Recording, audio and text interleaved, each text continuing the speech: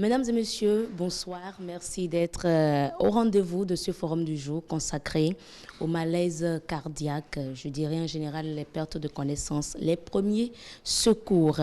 Des parents très très proches à nous, parfois des amis qui tombent sans aucune raison, qui perdent connaissance suite à un malaise, je dirais, cardiaque. Ce sont des situations qui se présentent très souvent, chaque jour. Ça se présente dans un foyer, dans un ménage. Mais parmi toutes ces personnes, beaucoup n'ont pas pu bénéficier de premiers secours et atterrissent à l'hôpital inconscients et dans une situation très critique. Demain, cela peut être moi, cela peut être vous, témoins de malaise cardiaque ou victimes d'une perte de connaissance. Que ferions-nous? Cette émission se réalise pour nous apprendre, car moi-même, je suis comme vous, je ne sais rien de premier secours. Que ferions-nous? Cette émission se réalise donc pour nous apprendre à porter secours et surtout bien porter secours à une personne dans le cas. Alors, pour nous enseigner ce soir les premiers gestes qui sauvent face à un malaise cardiaque précisément, nous avons Dr Hervé Aïssi. Il est médecin cardiologue. C'est lui qui nous reçoit d'ailleurs dans sa clinique, la clinique du cœur. Merci beaucoup, docteur. Bienvenue. Bonsoir. Merci pour avoir accepté de nous accueillir chez vous. Et le professeur Eugène Zoumenou, médecin anesthésiste réanimateur. Lui, on ne le présente plus. C'est un habitué du plateau de Forum du jour. Professeur, merci d'être là. Bonsoir. Merci à vous aussi, c'est un plaisir. Le plaisir, il est partagé. Alors, je vais déjà commencer par vous, docteur, pour vous demander déjà, lorsqu'on parle de malaise cardiaque, on tombe, je dirais, en syncope. Qu'est-ce qu'on y met concrètement?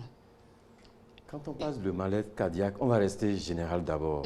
Et surtout terre à terre. Terre à terre. Oui. Il s'agit de toutes les situations où vous êtes avec quelqu'un qui avait l'air d'aller bien, qui était dans une activité, qui brutalement se sent mal et tombe. Sans qu'on le comprenne, la raison, il n'a pas été poussé, il n'a pas eu, c'est pas un accident de la voie publique, il n'a pas été agressé, il tombe tout seul. À la surprise de tout le monde, on le voit tomber. On va garder ça, on va dire qu'il s'agit d'un malaise. On dit souvent cardiaque parce que très souvent, le cœur en est pour quelque chose. D'accord. Pour vous, spécialiste du cœur, avez-vous quelque chose à ajouter? La définition donnée est juste en termes simples. Pour une situation ou une autre, donc pour des causes multiples, le cœur d'un individu peut défaillir par son rythme, par sa force de travail, parce qu'il a pris un produit qu'il ne fallait pas, ou est dans une situation où une fatigue ou une maladie va se manifester et le cœur flanche d'une certaine façon. Le sujet perd connaissance parce que le cerveau n'a pas le soutien du cœur. Et à ce moment-là, il faut réagir vite, d'où le sens important, d'où l'urgence de ce thème-là que vous développez. Donc, est-ce à dire que tout citoyen, toute personne qui tombe fait un malaise cardiaque? Non.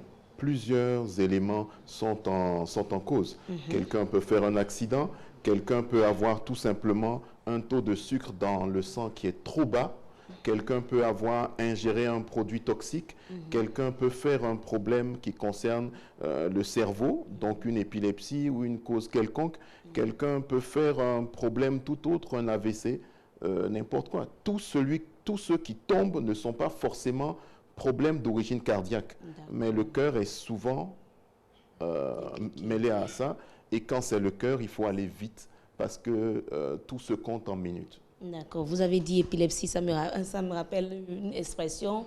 Quand la personne tombe, on dit simplement « Ah ben, on met le quoi alors qu'il y a peut-être plus grave, sérieux, oui. plus grave. Alors, comment, selon vous, reconnaître quelqu'un qui fait un malaise? Là aussi, on va rester simple.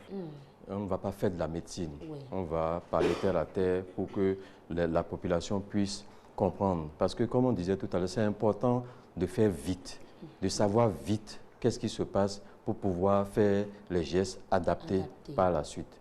Et pour ce faire, quand quelqu'un tombe, il y a deux questions à se poser. Quand vous êtes témoin, il y a deux questions que vous devez vous poser. Est-ce qu'il est conscient? Est-ce qu'il respire? Ça, c'est les deux éléments importants au départ. Il est conscient, ça veut dire que vous êtes allé vers lui, vous avez pu lui parler, il a parlé, il a ouvert les yeux et il peut parler, il communique avec vous. Il est inconscient, il ne peut pas faire ça, il ne réagit pas. Ça, c'est un côté, c'est au niveau de la conscience, comment est son cerveau. La deuxième chose, est-ce qu'il respire? C'est simple, vous regardez quelqu'un qui est couché par terre, le thorax doit bouger, vous avez des mouvements respiratoires. Vous pouvez mettre le doigt au niveau des narines, vous sentez un souffle chaud, vous savez qu'il respire. Donc, est-ce qu'il est conscient? Est-ce qu'il respire? Ça va vous amener à vous retrouver dans 3 situations. Lesquelles? Vous l'avez vu tomber. Dans que vous êtes allé, première situation, il s'est réveillé et il respire. Et il vous demande qu'est-ce qui s'est passé. Ça, c'est la meilleure situation. Okay. Voilà. Deuxième situation. Donc, la perte de connaissance n'a duré que quelques secondes. Ça a été très en bref. fait. Ça a été très bref. C'est ce qui se passe souvent. On parle de syncope. Donc, première situation, la victime s'est réveillée rapidement. Vous le trouvez éveillé et il respire. C'est la situation la moins grave. Deuxième situation, vous allez vers lui, il ne réagit pas, il n'est pas conscient. Vous l'appelez, il ne répond pas, vous le pincez, il ne réagit pas bien, il ne peut plus communiquer avec vous, mais il respire. Il continue de respirer. Deuxième situation. Troisième situation, vous allez vers lui, il est inconscient et il ne respire pas. Ça, c'est la situation extrême où les secondes comptent, où les minutes comptent, où c'est une situation d'arrêt cardiaque. D'accord. Maintenant, si on revient à la situation de départ, première situation. Avant d'aller plus en détail, je vais peut-être demander au docteur, les cas que vous recevez ici, ce sont des cas qui se retrouvent dans quel genre de situation? Toutes les situations sont possibles. L'élève de 14 ans, 15 ans qui est allé à l'école et puis le professeur a parlé peut-être de façon rude à tout le monde, il a peur et puis il tombe. Lorsqu'il tombe, on se rend compte après que, de toute façon, les gens sont tellement pressés, on ne prend pas le temps de se poser les bonnes questions, comme celle précisée maintenant. Est-ce qu'il est conscient? Est-ce qu'il respire? On le soulève. On peut vous ramener... C'est un attroupement. Tout le monde s'attroupe autour de quelqu'un qui est censé chercher de l'oxygène. Finalement, on se demande, est-ce que les gens viennent pour l'étouffer totalement ou est-ce qu'il faut le laisser respirer? Bref, quelqu'un peut avoir fait son malaise, finalement se retrouve conscient, respire, mais dans l'attroupement, on a appelé une ambulance pour aller le chercher ou alors on l'a ramené ici dans une voiture banalisée. On prend en charge. On peut se retrouver avec quelqu'un dont la conscience n'est plus ce qu'elle était. Il respire. Mais on a également des patients, des accompagnants qui, dans l'empressement, ont soulevé quelqu'un et l'ont apporté en disant « aidez-nous, aidez-nous ». Et c'est ici, lorsqu'on le pose dans un lit, en salle de déstockage, qu'on veut regarder, qu'on se rend compte que le patient qui a été amené n'est pas conscient et ne respire pas. Très rapidement, il faut s'enquérir de ce qui s'est passé et du délai depuis qu'il a perdu connaissance jusqu'à maintenant. Et dans tous les cas, on fait ce qu'on peut. Bien sûr, quand vous êtes dans certains délais, il faut agir vite, comme on a dit.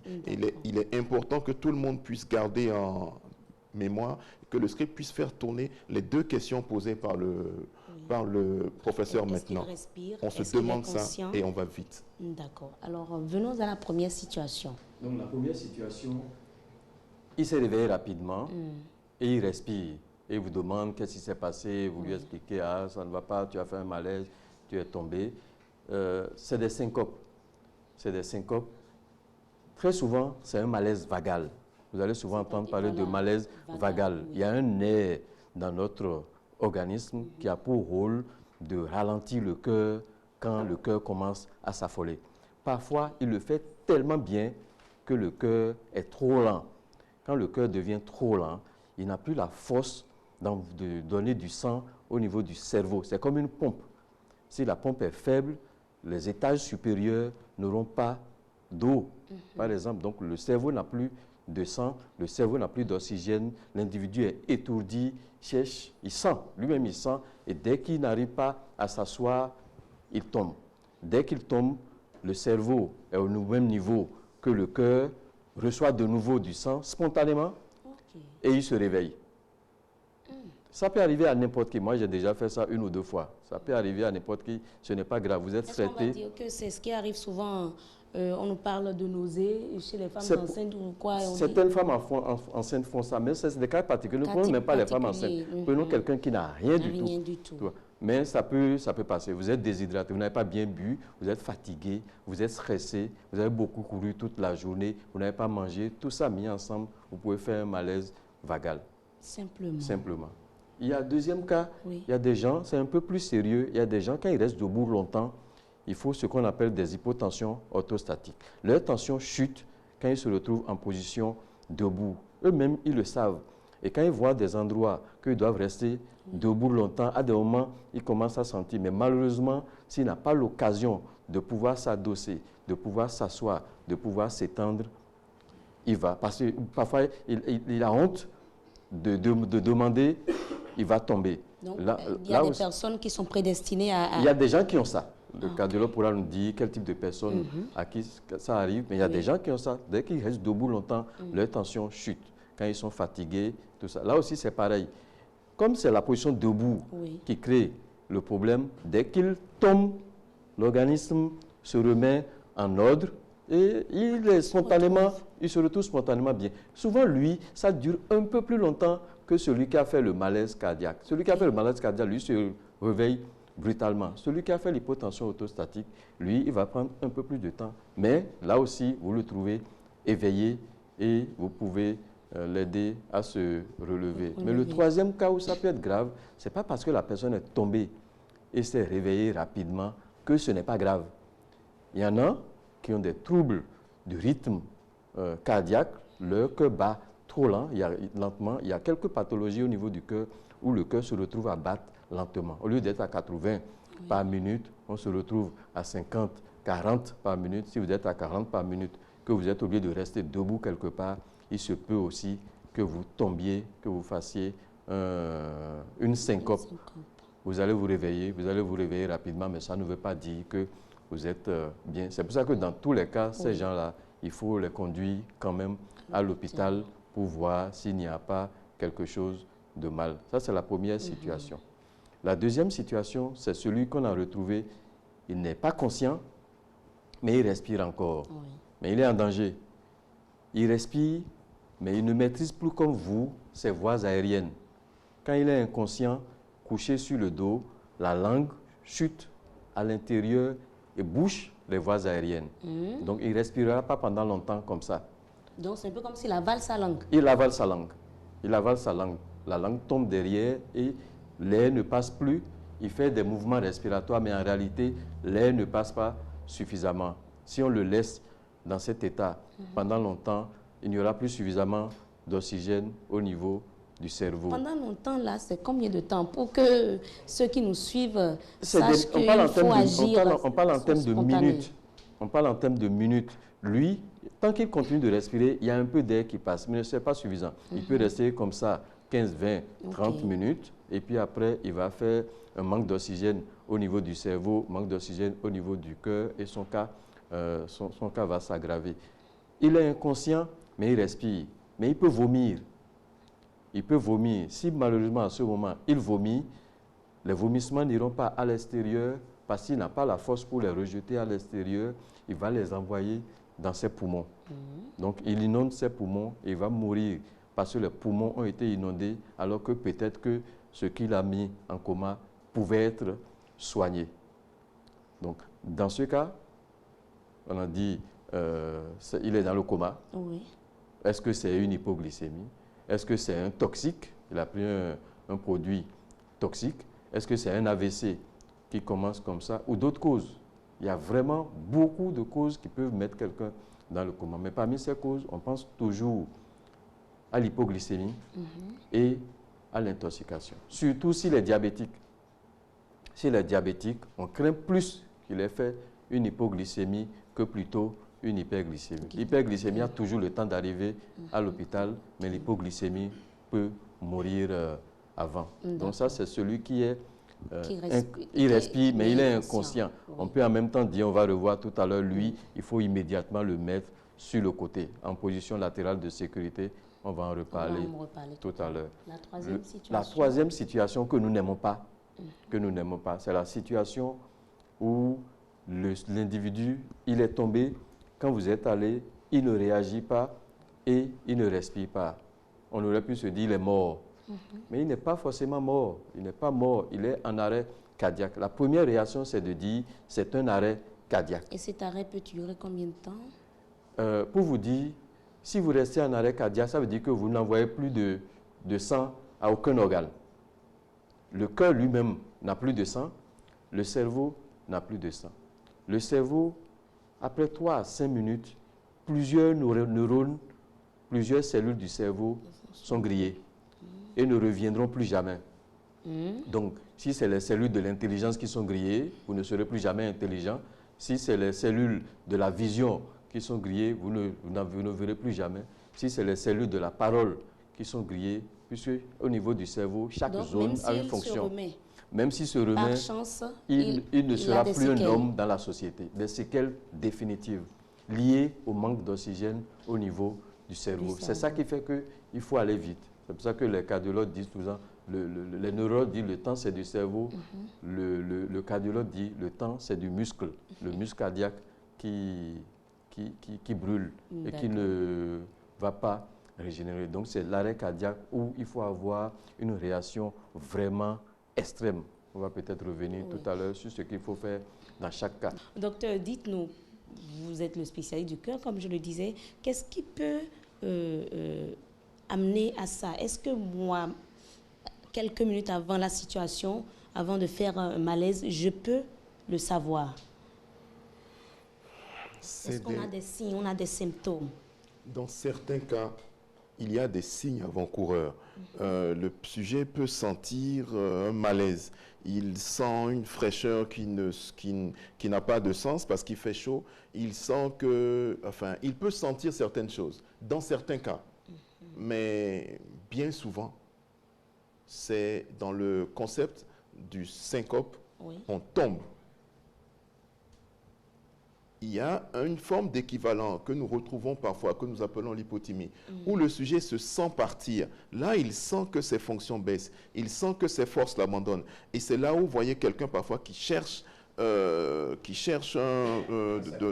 dossier, qui cherche une épaule et qui chute. Généralement également, vous avez des sujets qui connaissent leurs problèmes de santé. Il a un traitement qu'il prend de façon modérée. Il a un traitement qu'il prenait, le médecin lui a dit, prends, le cardiologue a été formel, ton traitement est pas à vie, c'est pas une sanction pénale, c'est un traitement pour la vie. Il a compris ça et à un moment, le pasteur, le bokonon, l'imam lui a dit non, laisse, Dieu est bon. Pas même forcément ça, lui-même se dit bon, je me sens déjà mieux. Il arrête. Et il arrête. Et à ce moment-là, il est à risque. Le portefeuille lui a dit qu'il ne peut plus prendre. Également, voilà, lorsque le traitement parfois est onéreux dans la situation socio-économique que nous connaissons, les patients parfois arrêtent faute de moyens. Il y a parfois le problème triste où l'ordonnance est donnée au patient en lui expliquant, mais il y a une mauvaise notion qui accourt selon quoi tous les traitements sont chers. Donc, il préfère faire de la phytothérapie, faire ce que la tante a dit, prendre le traitement du voisin. À ce moment-là, il laisse évoluer une maladie qui, tôt ou tard, va parler. Et parfois, il n'a pas le temps de voir venir. Il chute. On a parlé de problèmes cardiaques qui peuvent expliquer ça. Ils sont multiples. La force du cœur peut baisser. Parce qu'il a ingéré un produit, parce qu'il a fait un surdosage d'un médicament, parce que sa maladie l'expliquait, parce qu'il a fait, comme on a dit tout à l'heure, un syndrome vagal où le système freinateur du cœur est devenu un peu trop important, ce qui le fait chuter. Mais on demandait tantôt s'il y a des personnes à risque. Dans la situation d'urgence, êtes-vous sûr qu'on se pose ce genre de questions? Les patients qui ont un problème cardiaque connu, les patients qui ont un suivi cardiologique pour une affection quelconque savent. La plupart des patients ne vont pas se faire soigner, ne viennent pas chez leur médecin, donc ne connaissent même pas leurs problèmes de santé. Ça pose donc le problème de l'importance de la consultation médicale. Même si tout va bien, 1 à 2 fois par an, je vais voir mon médecin. À partir d'un certain âge, quand j'ai passé la barre de 35 ans, je vais voir le cardiologue. J'ai mon médecin traitant et je vais me faire examiner et qu'on me dise tout va bien. Je crois que vers la fin de l'émission, on va en venir pour les préventions et tout. Il y a une situation également qui a été décrite par le professeur, là où le cœur a son rythme qui va changer. Soit le rythme du cœur, donc le nombre de battements par minute devient de plus en plus faible, ou alors devient de plus en plus élevé, ou alors il rentre dans un trouble du rythme total où il n'y a plus de régularité. À ce moment-là, la quantité de sang qui est sortie par le cœur va changer, va baisser. Le cerveau ne reçoit plus de sang et ça pose problème. Le cerveau a tendance à fonctionner comme un syndicaliste. Quand vous ne lui donnez pas ce qu'il faut à la minute, il s'arrête de travailler. D'où les chutes. Voilà un peu ce qui peut se passer. Mais voilà bon, ce que C'est important de dire que, parce que votre question, c'est est-ce que les gens sentent quelque chose? On ne sait pas toujours, mais ce qui est sûr, vous êtes avec eux. Ils avaient l'air bien. Oui, comment nous pouvons savoir non, que celui-là, dans un instant ou d'un non, instant vous ne savez pas. Vous ne savez pas. Vous êtes dans une fête. Vous êtes dans une fête. Il s'est servi comme tout le monde. Il est en train de manger comme tout le monde. Très souvent, il est en train de manger comme tout le monde. Il est au travail. Il était assis, il a reçu 2, 3 personnes. Il n'a pas dit à quelqu'un qu'il est malade. Parfois, il a dit, oh, j'ai des céphalées. Mais parfois, il n'a rien dit. Et brutalement, il tombe. Alors qu'on le voit, quelqu'un va dire, mais je l'ai vu il y a 5 minutes. Non, il y a 5 minutes. Mais ça prévient quand même toujours, ça vous donne quand même lui, il a dû signes sentir toujours, des choses, mais dont il n'a pas forcément tenu compte. Les signes sont frustrants. Et dans tous les cas, comme disait le professeur, pour ceux qui accompagnent, pour ceux qui sont témoins, le sujet est tombé. Et il faut aller vite. Il ne faut pas se dire, ah, mais il était bien, mais qu'est-ce qui s'est passé? Il faut faire ce qu'on a dit. Il faut se poser les 2 questions. Il faut les confirmer et voir je suis dans laquelle des 3 situations. Et dans tous les cas, il faut... Comment nous allons réagir? Nous allons y aller. On a un peu parlé. Il faut présenter maintenant concrètement comment ça se passe aux téléspectateurs. C'est en fonction des différentes situations. Oui. Je préfère qu'on présente aux populations, aux téléspectateurs, comment faire de façon pratique. On va y aller, on va prendre... docteur, nous sommes chez vous. Hein? Vous nous trouvez un collaborateur sur qui on va faire le travail. Tout simplement. Ça veut dire que vous me demandez de souhaiter qu'un de mes collaborateurs tombe. Ce sera fait, il n'y a pas de problème. Pas du tout. C'est juste pour permettre aux téléspectateurs de comprendre ce que nous disons. Aucun problème. D'accord. Alors, professeur, nous sommes là face à quelle situation? La première, la deuxième ou la troisième? Bon, la première, je crois qu'on va passer dessus parce qu'il s'est réveillé, on l'a aidé, on l'a remis en voiture, quelqu'un l'a conduit vers son médecin. Ça, ce n'est pas très compliqué. Celui-ci, il est inconscient. Je l'ai appelé, il ne réagit pas. Je l'ai pincé, il ne réagit pas. Visiblement, il est conscient. Mais il respire. Il respire encore. Je le vois par les mouvements du thorax. Et avec mon doigt ici, je sens le souffle de la respiration. On met le doigt, l'index, au niveau des narines. Non, même si vous mettez le dos, on est plus sensible du dos de la main, vous sentez. Je sens le souffle. À chaque cycle, je sens son souffle qui est chaud. Et je vois les mouvements du thorax. Et j'écoute, sa respiration me paraît un peu bruyante. Normalement, quand on respire, il n'y a pas de bruit. Lui, ça fait un peu de bruit. Ça veut dire que les voies aériennes ne sont pas tout à fait dégagées. Je mets sa tête en hyperextension dans un premier temps. Et quand je fais ça, je me rends compte qu'il respire un peu plus facilement et le bruit que j'entendais au niveau de sa respiration, le bruit a disparu. Mais je ne peux pas le laisser comme ça. Il est inconscient. S'il vomit, il risque de vomir dans ses poumons. Je vais le mettre dans une position où il va continuer à respirer, où il ne vomira pas dans ses poumons. C'est la position latérale de sécurité. Bien entendu, nous ne sommes pas dans le cadre d'un accident de la voie publique. Nous sommes dans le cadre de quelqu'un qui a fait simplement un malaise. Donc, pour le mettre en position latérale de sécurité, je suis assis d'un côté. Ici, par exemple, je suis à sa droite. Oui. Je vais mettre sa main droite en angle droit. Sa main droite est en angle droit, comme ceci. La main de l'autre côté, je vais aller chercher pour mettre la main de l'autre côté au niveau de l'oreille. Le dos de la main est au niveau de l'oreille, simplement. Après, j'empaume l'épaule et la hanche et je le bascule vers moi, simplement. Et je mets la tête, la jambe dans une position qui lui permet de ne pas basculer. Okay. Il est stable. D'accord. Il est stable dans cette position-là. Donc là, même s'il va vomir, ça va sortir. Les vomissements iront plutôt à l'extérieur. Okay. Alors que s'il était couché sur le dos, les vomissements iront directement dans les voies respiratoires qui ne sont pas protégées. Parce que si les voies respiratoires sont inondées, il ne pourra plus respirer normalement. Il n'aura pas suffisamment d'oxygène au niveau du cerveau. D'accord. Donc là, dès qu'on fait ça, on le met dans cette position. Dans cette position, on appelle, quelqu'un avait déjà appelé les secours. Okay. On attend que les secours viennent le chercher. Ce qu'il ne faut pas faire, et qu'on voit souvent, c'est qu'on prend un véhicule, on est tellement pressé, on prend un véhicule, il y a un chauffeur et puis il y a deux personnes derrière. Lui, il est au milieu, assis, avec la tête souvent penchée comme ça. On le tient de chaque côté, il ne respirera pas bien.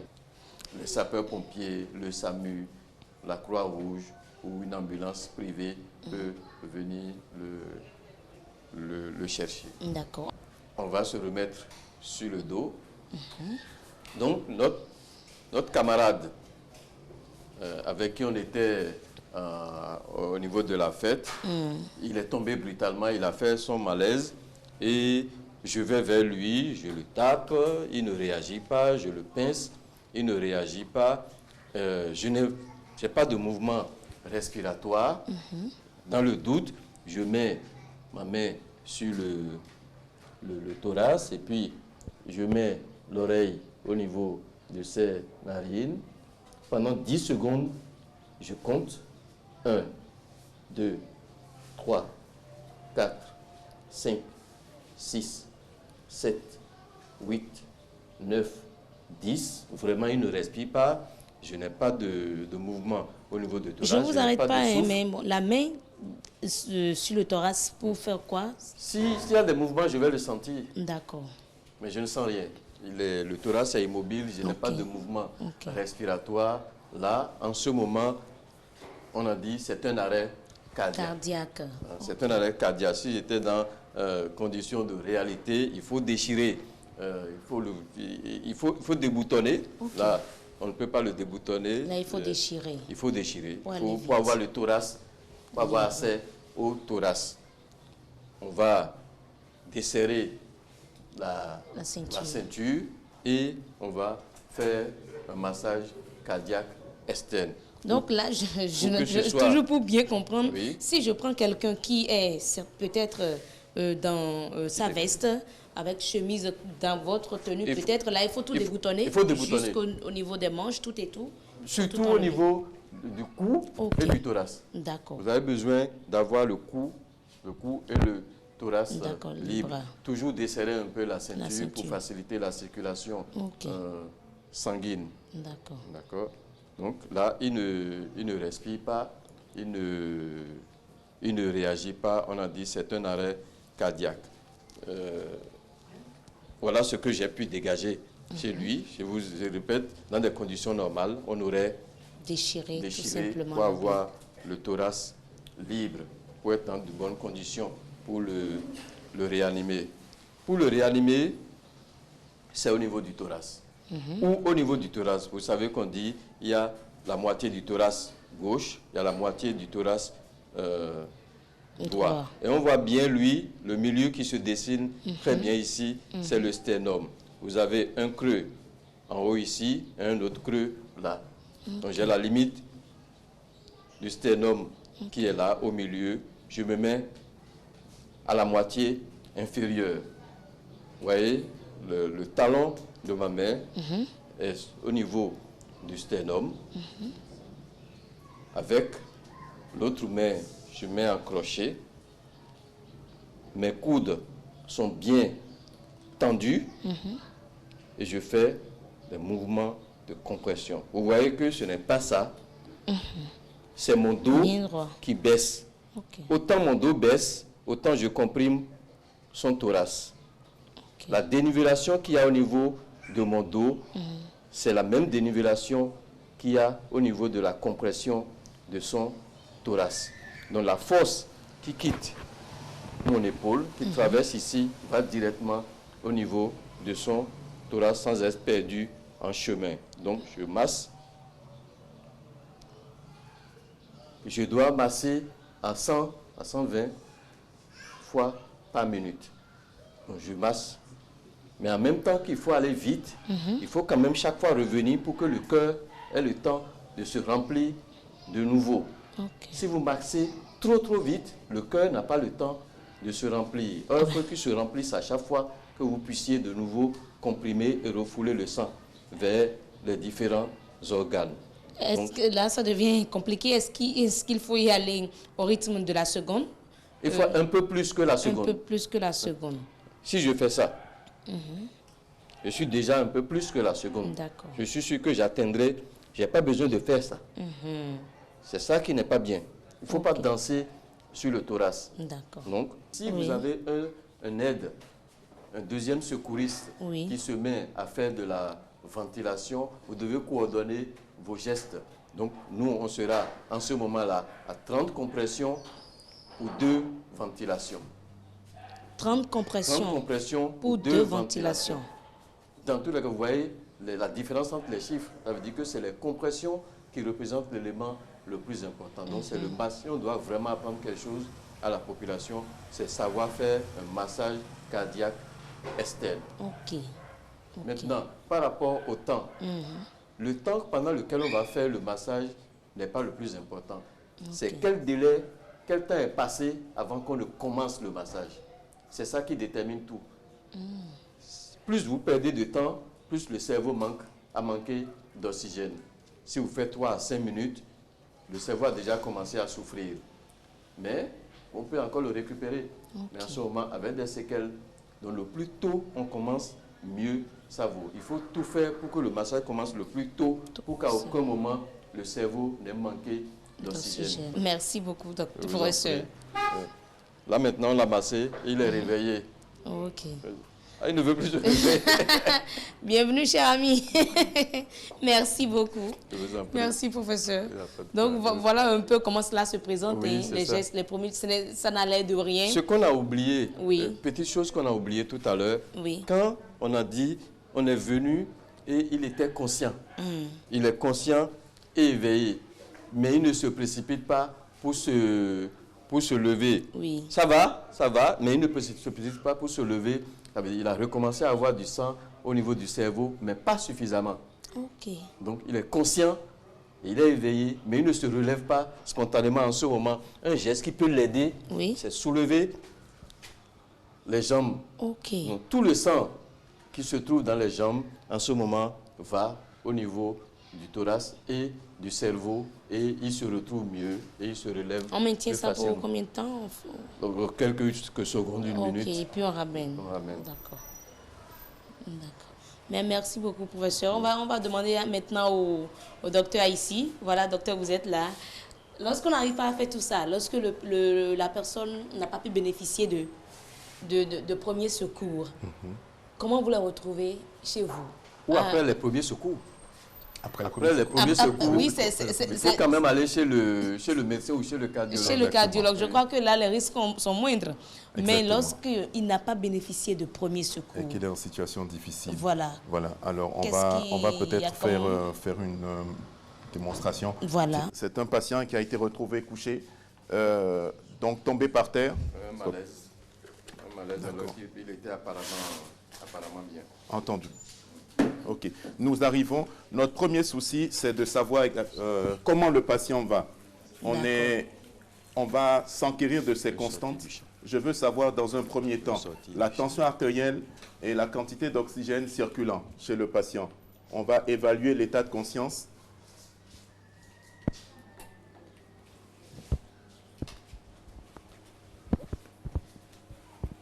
Monsieur, comment ça va? Examen somatique. On regarde voir comment se porte le patient, très rapidement.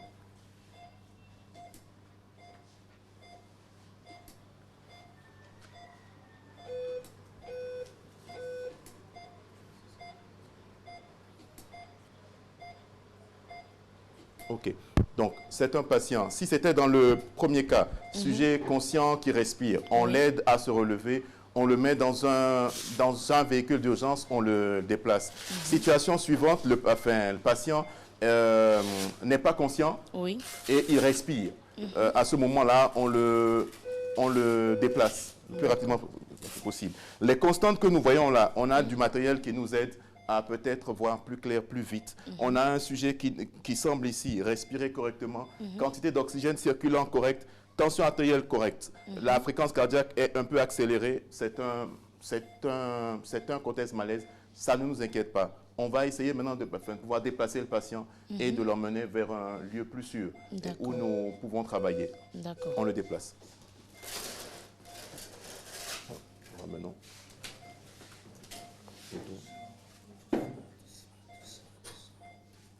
Le déplacer aussi, c'est tout un art, hein? Exactement. Posez. Posez. On le ramène au sol. Harnachez le patient.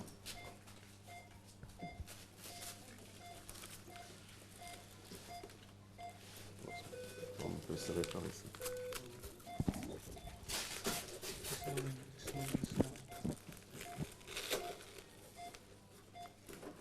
Monsieur, comment ça va? Il ne réagit pas pour le moment. Mais les constantes, elles sont stables. Donc, j'ai confiance dans mon appareil qui me donne un peu comme un miroir de comment le patient se porte. On peut se servir de ça pour le déplacer. Brancard. Brancard. 1, 2, 3. On soulève. Soulevez, soulevez, soulevez. On pose. OK. On le déplace vers la chambre. On va tourner, on tourne, on tourne. Plus haut.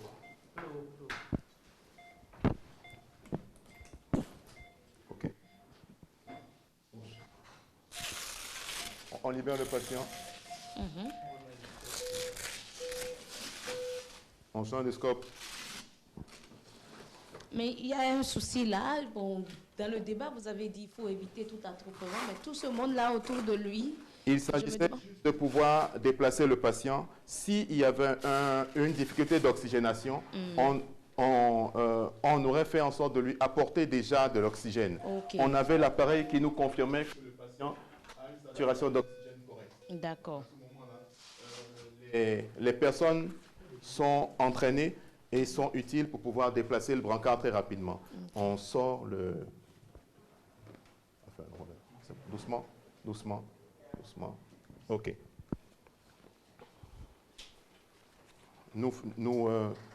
On va procéder à ce qu'on appelle la mise en condition du patient.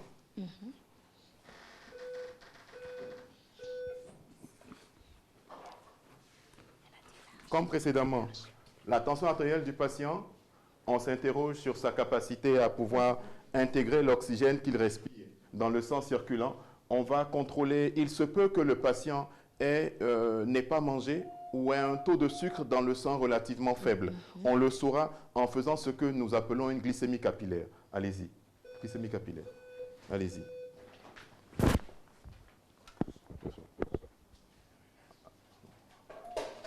Ici, je peux savoir qu'est-ce qu'il a comme tension artérielle, je peux savoir qu'est-ce qu'il a comme quantité d'oxygène circulant.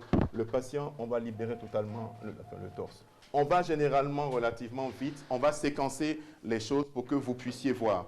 On s'intéresse maintenant au fait de savoir est-ce que le taux de sucre dans le sang est faible, parce que, comme on l'a dit, Si le sang est pauvre en sucre, le cerveau n'a pas de nutriments. Il s'arrête de travailler de façon brutale. Alors ici, c'est tout simplement un contrôle du taux de sucre dans le sang.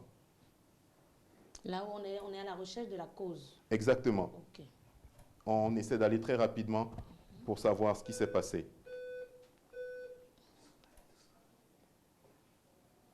Monsieur, on vous pique. D'accord? Ne vous inquiétez pas. C'est un test que nous allons faire. L'appareil nous donne ici en 5 secondes enfin, le résultat. Il est à 0,71 de taux de sucre dans le sang. Effectivement. Ce n'est pas un élément qui pourrait engendrer une perte de connaissance de ce type-là. La cause peut être ailleurs.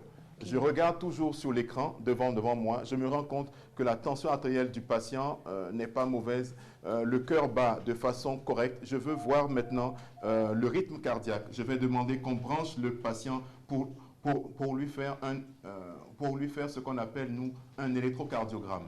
Il se peut que on retrouve chez un patient en situation difficile une difficulté à pouvoir s'oxygéner. Donc, on se rend compte que le capteur infrarouge qui est placé sur un doigt ou l'autre nous signale que l'oxygène circulant est relativement faible. À ce moment-là, le patient sera mis sur oxygène et vous avez 2 bouteilles d'oxygène placées à cet effet. Okay. Il se peut, comme disait tout à l'heure professeur Zoumenou, qu'on soit dans une situation où le sujet a beaucoup de sécrétions qui obstruent ses voies aérophores supérieures. Il faut aller chercher ces sécrétions-là et les sortir. À ce moment-là, l'aspirateur que vous voyez là est un appareil qui nous permet de pouvoir lancer, descendre une sonde d'aspiration et on sort les sécrétions pour qu'il puisse s'oxygéner plus facilement. S'il faut, à un moment, lui mettre de l'oxygène, est-ce qu'on a un embu autogonflable? On peut à certains moments être contraint d'envoyer de l'oxygène par des moyens comme celui-là, où l'embu est connecté à non, c'est juste pour montrer. On va juste placer. Alors donc, l'embu sera placé sur le patient. Docteur, vas-y. Et donc, ça nous permet de pouvoir concentrer l'air et de l'envoyer sur le patient de façon efficace. Donc, chez ce patient-là, qui respire difficilement, on fait en sorte qu'il reçoive de l'oxygène, donc qu'il ait suffisamment pour se porter mieux. Et il va rester sous surveillance. Okay. Il se peut que le patient ait que le scope nous dise que le patient a une tension artérielle relativement basse. Il faut remonter cette tension. On va fonctionner sur certaines drogues, c'est du sérum salé, c'est des éléments qui permettent de pouvoir lancer très rapidement une tension pour que l'oxygénation du cerveau et des autres organes nobles soit efficace. Le troisième cas qui a été évoqué par le professeur Zoumenou, c'est la situation où on a un sujet qui malheureusement n'est pas conscient et qui ne respire pas de façon ponctuelle. Là, il faut aller vite. On va utiliser ce que nous appelons... On tourne le patient. S'il fallait très rapidement faire, on le retourne, c'est bon. S'il fallait reprendre le massage cardiaque, on se situe, docteur, vas-y, pour montrer. Nous le reprenons. Si l'arrêt cardiaque survient chez nous, ici, on procède exactement à ce que vous voyez. Alors, s'il faut faire ce qu'on appelle une défibrillation, il faut pouvoir dire au cœur, arrête-toi, et reprends tout doucement. On a des situations où, contre toute attente, on arrive à une situation où, malheureusement, le cœur s'arrête. Et on veut très rapidement le relancer. On se servira de matériel comme celui-là. C'est un défibrillateur qui nous permet de nous dire, bon, on va envoyer du courant pour dire au cœur, réveille-toi. On a encore besoin de ce patient. En enserrant le cœur, à ce moment-là, on donne une impulsion et le cœur peut reprendre. Dans certains cas, tout est fonction du délai d'intervention. Tout est fonction de la qualité de la première prise en charge jusqu'à ce qu'il arrive jusqu'à nous. Tout est fonction de la qualité de l'appel initial. Donc, ceux qui ont vu le patient tomber, qui ont appelé un premier secours et jusqu'à ce qu'on puisse arriver nous autres et puis faire en sorte que le patient se relance. Différents cas de figure sont sont possibles. Dans tous les cas, les patients, on se bat au maximum, le plus longtemps possible, et on espère toujours sauver le patient qu'on a en situation difficile. Mais comme vous l'avez dit, malgré tout ça, parfois vous perdez des patients. Parfois, effectivement. Et cela peut être dû à un secourisme tardif? Malheureusement, oui. Merci beaucoup, docteur. Je crois qu'on va poursuivre les échanges chez vous en salle d'attente pour présenter maintenant les préventions qu'il faut pour éviter tout ceci, même les premiers secours, pour qu'on n'en arrive pas à faire du secourisme aussi. Merci beaucoup, docteur. Les téléspectateurs et moi, on a vu un peu comment ça se présente lorsqu'on parle de premiers gestes, comment secourir. Je crois qu'aujourd'hui, on peut dire que oui, face à une telle situation, on peut porter secours. Mais comment faire pour ne pas arriver à ce stade-là, pour ne pas en arriver à la professeur? Oui, je crois que c'est... Est-ce qu'il y a des moyens pour prévenir ces malaises, ces genres de malaises? Il y a des moyens, parce que ce que nous disons là, ça tourne autour des facteurs de risque cardiovasculaires. On a parlé du cœur, on a parlé d'accidents vasculaires cérébraux, on a parlé de troubles du rythme. Tout ça, c'est autour des facteurs de risque cardiovasculaires. Et de plus en plus, les cardiologues nous en parlent. Chaque année, à la marche du cœur, on revient dessus sur les facteurs de risque cardiovasculaire. Mais je préfère laisser vos collègues cardiologues aborder ce pan de la question. D'accord. Alors, docteur, comment prévenir cela? On a eu des autorités qui sont tombées, et puis bon, malheureusement, on n'a pas pu les récupérer et tout. Des AVC qui coulent les rues. Comment prévenir tout ça? La prévention des maladies cardiovasculaires passe de façon primordiale par un élément évident. Chaque citoyen a le devoir, au moins chaque année ou 2 fois par an, d'aller voir son médecin et de se faire un bilan. Chaque individu doit pouvoir dire « Mon médecin traitant, c'est tel. Je l'ai vu il y a moins de 3 mois. Je l'ai vu il y a moins de 6 mois. » Le suivi médical est fondamental pour chaque patient. Élément important, les maladies cardiovasculaires sont de plus en plus importantes. Et l'élément qui est le plus fréquemment retrouvé, c'est l'hypertension artérielle. Effectivement. 3 adultes au Bénin sur 5 se retrouvent avec un problème d'hypertension artérielle. Malheureusement, plus de 70% parmi eux ne le savent pas. Et ils ne le sauront que lorsqu'ils auront fait une complication majeure, entre autres un malaise, dont on n'est pas sûr de pouvoir se relever. Dans le cas des problèmes d'AVC, qui sont de plus en plus fréquents, des problèmes neurologiques ou des gros problèmes cardiaques ou des problèmes rénaux qui sont générés par une hypertension qui est un tueur silencieux et qui avance lentement et qui détruit de façon sûre, au même titre que les cancers, au même titre que le diabète. Malheureusement, quand les premiers signes surviennent, il est déjà tard. Il faut anticiper. Entrer chez le médecin et en sortir sans qu'on ait contrôlé une tension artérielle, c'est triste. Je ne vous arrête pas, mais, docteur, mais des collègues à vous ne savent même pas prendre la tension artérielle des patients, de telle manière que les données sont faussées. Les patients font le pas, mais les données sont biaisées, les résultats sont biaisés. Effectivement, et je vous garantis que le personnel de santé sur le territoire fait tout ce qu'il peut pour s'améliorer. Et on a beaucoup d'évolutions. Moi, je suis enseignant à la faculté. Les médecins que je forme savent prendre la tension artérielle. Exactement. Les médecins que vous formez. Je suis enseignant à l'INMES. Les infirmiers que nous formons savent prendre la tension artérielle. Et si je le dis, c'est parce qu'on a eu des plaintes. On a reçu de ces gens de plaintes-là. La méthode qu'on utilisait avant a un peu de subjectivité. Mais en allant plus loin que cela, je suis au rez-de-chaussée et le patron est au 2e étage. Donc, je vais déposer un dossier d'il y a 3 fois. C'est bon. Il faut prendre du temps le matin ou le soir pour marcher. 30 minutes. On se fait également des films au Bénin en se disant que je suis dans un groupe sportif et on court samedi, on court dimanche. C'est bon. Il est demandé 30 minutes de marche chaque jour. Ce n'est pas une question de qualité de vie ou de personnes qui ont du temps, c'est une question de survie. Les maladies cardiovasculaires frappent. L'hypertension est le meilleur tueur au monde depuis longtemps et a toutes les chances de le rester longtemps si on ne fait pas ce qu'il faut. Le corps humain ne sait pas digérer les graisses animales et c'est ce que tout le monde aime. Ces graisses-là se déposent dans nos vaisseaux artériels et les bouches, ça pose problème. Manger moins gras, manger moins salé, c'est possible. Le sel, vous l'avez en quantité pléthorique dans tout ce qui est produit manufacturé parce qu'on s'en sert pour la conservation. Dans les sardines, dans tout ce qui est boîte de conserve. On peut éviter cela. Les fruits et les légumes sont conseillés fortement. Quand on en consomme assez, on ne fait pas de malaise cardiaque? Je ne suis pas sûr que tout ce qui est naturel, Parce fruits, que les fruits, légumes, quand même poissons assez, frais, hein? justement. Il faut en profiter alors. Et tout le monde délaisse ça et tout le monde court sur les restaurants où on nous vend une cuisine étrangère parce que ça fait bien.